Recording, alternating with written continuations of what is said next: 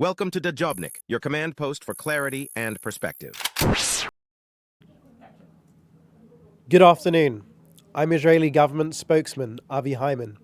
This is day 132 of the October 7th war. First, an update regarding an important ongoing IDF operation in the Nasser hospital in Khan Yunis.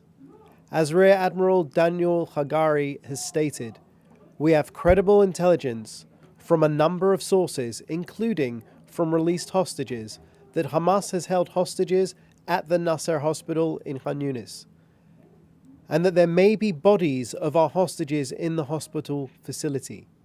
We have already proven with the Shifa Hospital, Rantisi Hospital, Al-Amal Hospital, and many other hospitals across Gaza, Hamas systematically uses hospitals as terror hubs. Our intelligence shows over 85% of major medical facilities in Gaza have been used by Hamas for terror operations. Throughout this limited operation, the IDF has ensured that the Nasser hospital continues its important function of treating Gazan patients. In the north, yesterday, Hezbollah fired a substantial number of rockets from Lebanon into northern Israel. The Israeli Air Force immediately struck the sources of fire, hitting terror targets in Jabal el-Braj, Hune, Dunin, Adashit, Suana. Tragically, in the Hezbollah terror rocket barrage, Staff Sergeant Omer Sara Benjo was killed. Staff Sergeant Benjo was 20 years old, from the village of Geah in southern Israel. The IDF and all the people of Israel share in the unbearable grief of her family. We will continue to accompany them at this impossible time. Her death brings the number of IDF fatalities since October 7th to 570.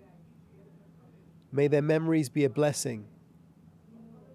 In the words of IDF Chief Herzi Halevi, we're having a tremendous impact in hitting Hezbollah in Lebanon. We're intensifying the strikes at all times. We know Hezbollah are paying a heavy price. We are ready for an even stronger offensive, and we will use all our tools and capabilities.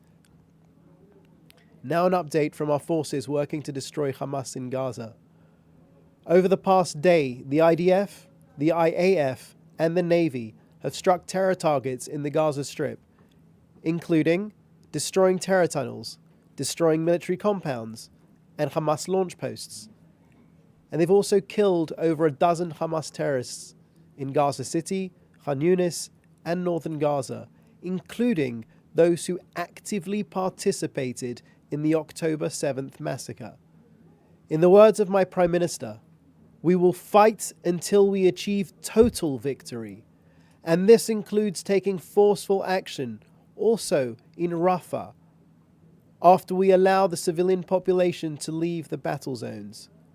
We are going to destroy Hamas.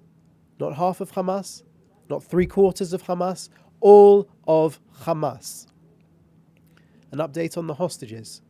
We continue to do everything to release the 134 hostages still being cruelly held in Hamas captivity and return them to their families.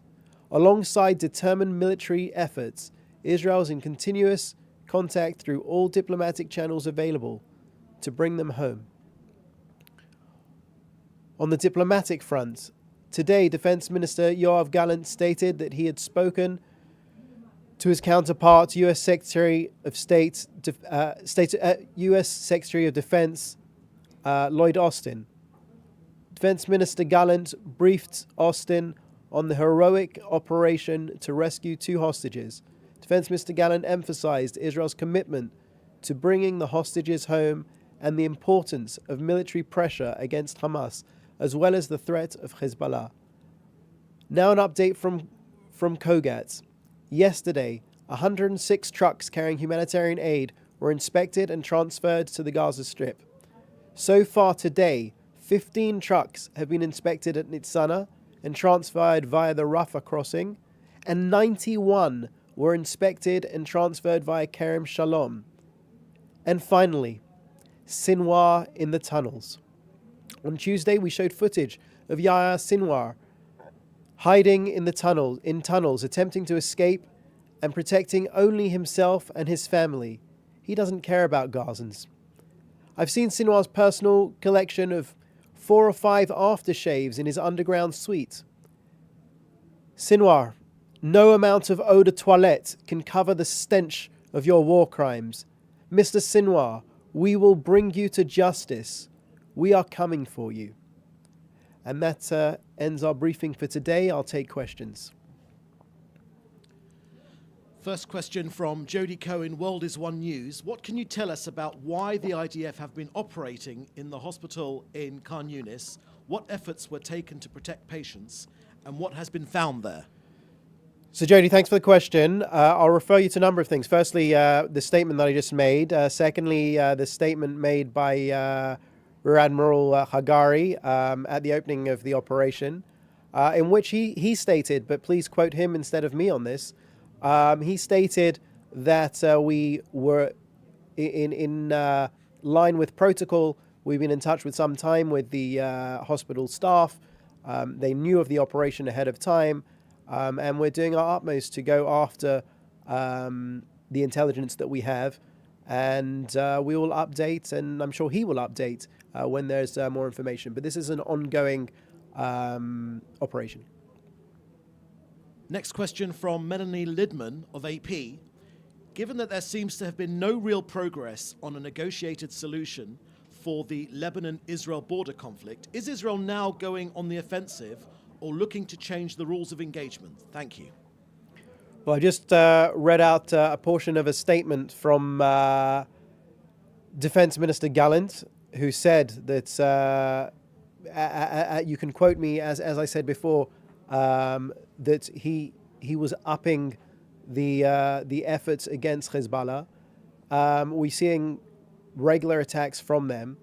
What I'll say is that our message to Hezbollah has and always will be, don't try us. As Defense Minister Gallant said at the beginning of the war, we will copy and paste what we've done in Gaza to Hamas in Lebanon. And like the President of the United States said at the beginning of the war, don't. Next question from Dr. Abby Korb. Can you tell us how the rescued hostages are doing medically? So the latest update that I've received, you've likely seen as well, which is that the initial indications they were doing well. Now we know, because we've heard all of the testimonies from released hostages, that they were not held in situations and scenarios that were conducive to normal living conditions. Many of them really lacked food, lacked daylight, etc. Ultimately, even if they appear to be healthy somewhat as far as the initial inspections, the psychological trauma will likely stay with them until their last days. Next question from Mick Creever from CNN. What is your reaction to reporting from the Washington Post that the US and regional allies are working on a comprehensive peace plan that would include the pathway to a Palestinian state? So here in Israel, we're still in the aftermath of the October 7th massacre, perpetrated against us by a genocidal Palestinian terrorist organization, Hamas. Now is not the time to be speaking about gifts for the Palestinian people at a time when the Palestinian Authority themselves have yet to even condemn the October 7th massacre, and on the contrary, have suggested in official statements that it didn't happen or have questioned it. Now is the time for victory, total victory against Hamas, and we will continue on the path to victory. All discussions of the day after Hamas will be had the day after Hamas. Next question from Dr. Avi Korb. Can you comment on the hostage family charges against Hamas being made in the international court? No, I'll refer you to the lawyers working on that. That is not a government, I don't have a government position on that. Question from Jim Williams, Zenga International News Service, Washington, D.C. Any comment on U.S. CENTCOM that continued aggression by Iranian proxies would be met by alliance forces counterattacks like last week? Sorry, can I get the question again? I didn't catch the question. Any comment on U.S. CENTCOM that continued aggression by Iranian proxies would be met by alliance forces counterattacks like last week? Well, any comments made by the Americans on American activities, again, can be addressed to the Americans. I'm not going to comment on their activity, other than to say that we're watching Iran's attempts to destabilize the area and to use their proxies to attack us and our allies constantly. We're watching very closely. Thank you. Okay, thank you very much. That's all we've got time for today. Join us again on Monday. Thanks for watching. Don't forget to like, share, and hit subscribe to stay updated with our latest content. Until next time, stay informed and inspired. This is Dejobnik signing off.